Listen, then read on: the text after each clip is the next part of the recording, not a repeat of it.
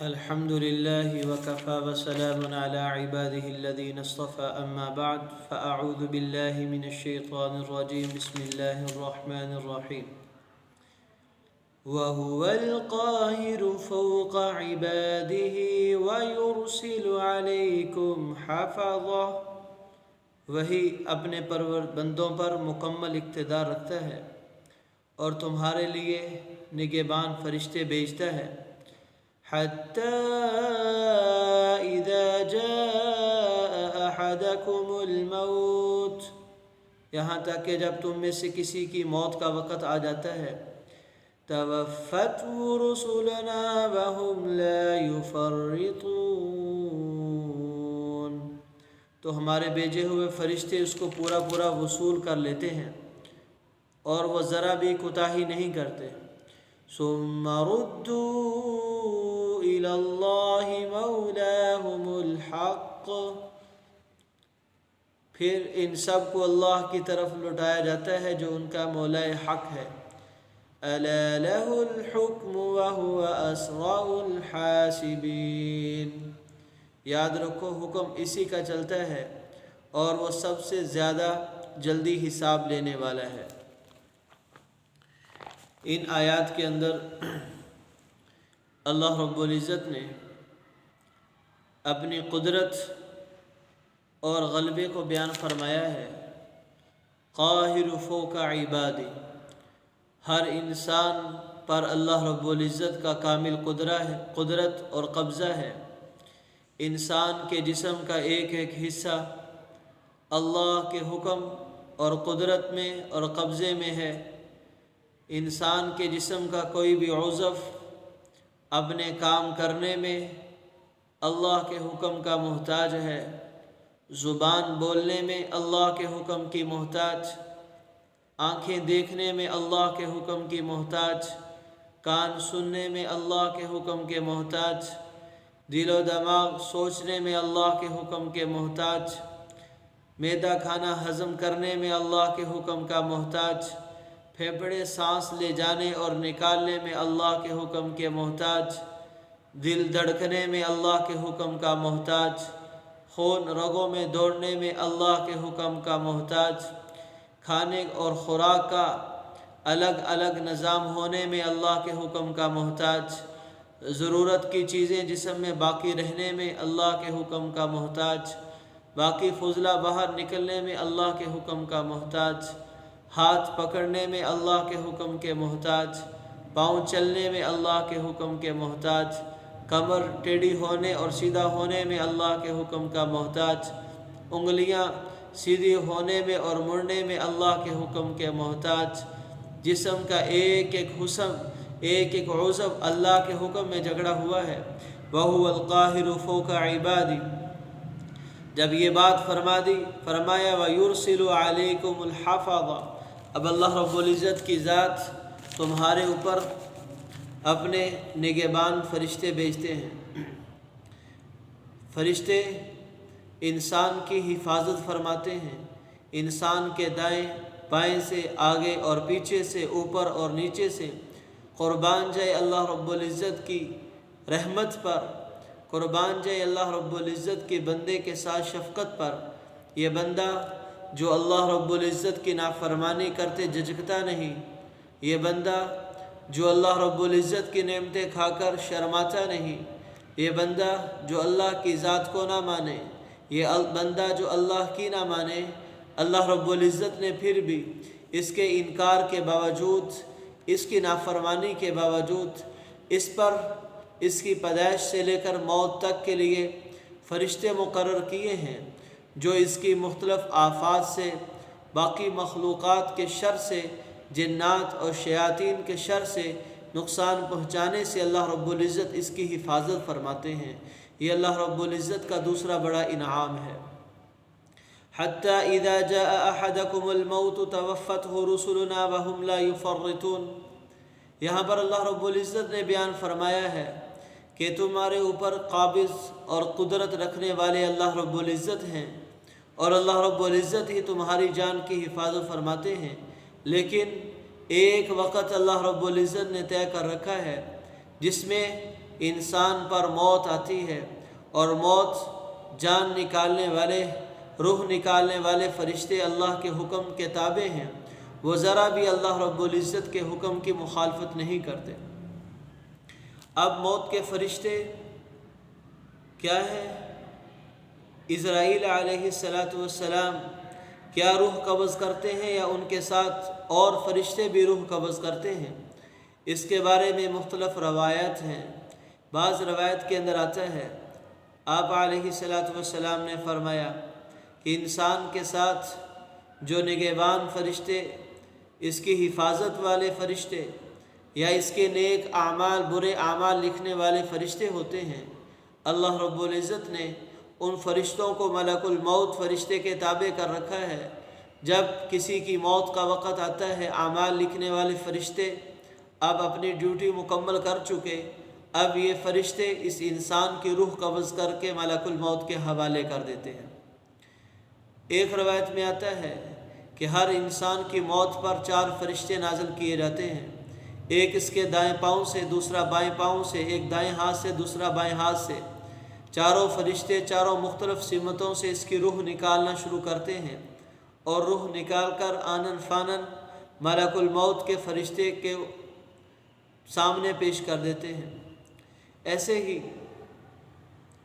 इब्न अब्बास रज़ी अल्लाह तआला अन्हु का कौल है, वो कहते हैं कि अल्लाह रब्बुल इज़्ज़त ने मौत के फ़रिश्ते को इंसानों पर ऐसा तसल्लुत अता फ़रमाया है, ऐसी कुदरत अता फ़रमाई है, जैसे किसी आदमी के हाथ में पकड़ी हुई चीज़ इंसान के सामने कोई चीज़ होती है।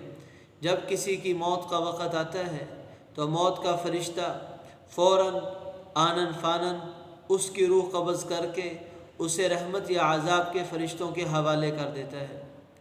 एक मौके पर सहाबा कराम रिज़वानुल्लाहि अलैहिम अजमाइन ने पूछा, या रसूलुल्लाह सल्लल्लाहु अलैहि वसल्लम, हमें ताज्जुब है इस बात का कि पूरी दुनिया में कहीं पर जंग है तो हज़ारों लोग मरते हैं, कहीं पर वबा आ जाए तो हज़ारों लोग मर जाते हैं, मौत का एक फ़रिश्ता कैसे तमाम लोगों की जानों को कब्ज़ कर लेता है? तो आप अलैहिस्सलातु वस्सलाम ने इरशाद फरमाया, जैसे एक तश्त के अंदर कोई चीज़ रखी हो, उस तश्त के अंदर पड़ी सामने चीज़ तुम अपनी मर्ज़ी से तश्त के अंदर से जहाँ से मर्ज़ी उठाकर खा लो, अल्लाह रब्बुल इज़्ज़त ने ऐसे ही मलकुल मौत के सामने सारी कायनात को तश्त की मानद कर दिया है। तमाम रूहें उसके अंदर उनके सामने ऐसे हैं जैसे तश्त में पड़ी हुई चीज़ें, जब चाहते हैं जिस रूह को कब्ज़ करना वो कर सकते हैं। तो पूछा, या रसूलुल्लाह सल्लल्लाहु अलैहि वसल्लम, फिर एक आदमी मशरिक़ में मरता है, एक मग़रब में मरता है, तो ये मशरिक़ और मग़रब में फ़ौरन एक ही वक़्त में रूह को कब्ज़ करना कैसा है? तो फरमाया, तमाम रूहें अल्लाह के हुक्म से इज़राइल अलैहिस्सलातु वस्सलाम के ताबे हैं। वो अल्लाह के हुक्म पर जब उनका वक़्त आ जाता है, लिपटी और सिमटी चली आती है इज़राइल अलैहिस्सलातु वस्सलाम के पास, और अल्लाह रब्बुल इज़्ज़त ने उन्हें 2 आँखें सामने और 2 आँखें पीछे अता फ़रमाई हैं, जिस तरह से वो लोगों की रूहों को कब्ज़ करते हैं। जिस तरह सूरज जब चढ़ता है उसकी रोशनी कायनात की हर चीज़ पर पड़ती है, कायनात की हर चीज़ रोशन होती है, हर चीज़ सूरज की रोशनी से हिस्सा लेती है, ऐसे ही ताल्लुक़ इज़राइल अलैहिस्सलातु वस्सलाम का हर इंसान के साथ है। जब चाहते हैं, जिस इंसान की जिस खित्ते में चाहते हैं रूह कब्ज़ करना, ज़मीन के तमाम अतराफ़ और ज़मीन का ऊपर और नीचे और दाएँ और बाएँ, मशरिक़ मग़रब शमाल जनूब, उनके लिए बिल्कुल एक ही सिमत की मानद है। एक तरफ से रूह कब्ज़ करना दूसरी तरफ से उन्हें गाफिल नहीं करता, सामने से रूह कब्ज़ करना पीछे से उन्हें गाफिल नहीं करता। वो हर वक़्त मशरिक़ मग़रब शमाल जनूब में जहाँ चाहे जिसकी चाहे रूह कब्ज़ कर सकते हैं अल्लाह के हुक्म के साथ। लेकिन जब किसी इंसान की मौत का वक़्त आता है तो फ़रिश्ते जो उसकी रूह कब्ज़ करने के लिए आते हैं, वो अगर ईमान वाला है तो ईमान वाले के लिए तहद्दे निगाह फ़रिश्ते बैठ जाते हैं इस्तक़बाल के लिए, और उस आदमी की रूह कब्ज़ कर ली जाती है। फ़ौरन जन्नत का कफ़न पहना दिया जाता है, जन्नत की खुशबुएँ लगा दी जाती हैं, اور اس آدمی کی روح کو لے کر فوراً فرشتے آسمان کی طرف چلتے ہیں اور آسمان کے دروازے کھول دیے جاتے ہیں۔ ہر آسمان کے فرشتے اس روح کا استقبال کرتے ہیں اور اللہ کے عرش کے سامنے جا کر یہ روح سجدہ ریز ہوتی ہے۔ اللہ رب العزت اس روح کو علیین میں رکھ دیتے ہیں۔ جب کسی فاسق فاجر کی موت کا وقت آتا ہے، اللہ رب العزت کی طرف سے فرشتے انتہائی ڈرونی شکل میں جہنم کے لباس کے ساتھ، جہنم کی لپیٹوں کے ساتھ آتے ہیں اور انتہائی سختی سے اس انسان کی روح کو قبض کیا جاتا ہے اور اس انسان کی روح کو آسمانوں کی طرف لے جایا جاتا ہے، مگر ان کے لیے آسمان کے دروازے کھولے نہیں جاتے۔ لا تفتح لهم ابواب السماء، آسمان کے دروازے بند کر دیے جاتے ہیں اور یہ روح کو سجین میں رکھ دیا جاتا ہے۔ آپ علیہ السلام ایک دفعہ ایک صحابی کے پاس بیٹھے اور دیکھا کہ موت کا فرشتہ ان کے سرہانے ہے۔ کہا کہ فرشتے میرے صحابی کی جان ذرا نرمی سے نکالنا۔ کہا یا رسول اللہ صلی اللہ علیہ وسلم، میں ہر ایمان والے کی جان بڑی ہی آسانی سے نکالتا ہوں، اور جب موت کا فرشتہ روح نکال رہا ہوتا ہے اور گل والے چیخو پکار میں لگتے ہیں، وہ پکار کر کہتا ہے گھر والو تم اس مرنے والے پر مت رو، مت چیخو پکارو، میں نے اس گھر میں بار بار آنا ہے، اگر تم صبر کرو گے تمہیں ثواب ملے گا، اگر تم صبر نہیں کرو گے وویلا کرو گے تمہیں عذاب ہوگا، گناہ ہوگا۔ میں ہر گھر میں آؤں گا، لہٰذا تقوی اور پرہیزگاری کے ساتھ تیاری کر رکھو۔ میں تمہارے گھر میں سے ہر بڑے اور چھوٹے کو تم سے زیادہ پہچانتا ہوں۔ میں وقت سے پہلے نہیں آتا اور وقت سے زیادہ تاخیر نہیں کرتا۔ اللہ رب العزت کے امر کا پابند ہوں اور دن میں کئی چکر اسرائیل علیہ السلام ہر گھر میں لگاتے ہیں۔ آپ علیہ السلام نے ارشاد فرمایا، جب موت کا وقت آتا ہے، جو آدمی 5 وقت کی نماز مسجد میں جا کر ادا کرتا ہے، موت کے فرشتے اس آدمی کے پاس آتے ہیں اور آ کر اس آدمی کو کلمے کی تلقین کرتے ہیں اور شیطان کو دور کر دیتے ہیں۔ اس طرح اس آدمی کا خاتمہ ایمان پر ہو جاتا ہے۔ قطع نظر اس سے کہ موت کا فرشتہ روح قبض کرتا ہے یا اس کے ساتھ معاون فرشتے، ہم سوچیں ہم نے موت کی تیاری کس قدر کی ہے۔ کیا موت کا فرشتہ بتلا کر آئے گا؟ کیا موت کا فرشتہ پوچھ کر آئے گا؟ ایک دن بڑا ہے یا بوڑھا، چھوٹا ہے یا جوان، مرد ہے یا عورت، امیر ہے یا غریب، ہر ایک پر موت نے حملہ کرنا ہے، ہر ایک کی روح قبض کر دی جائے گی۔ ہم سوچیں کیا ہم نے علیین میں جانے کے لیے تیاری کر رکھی ہے؟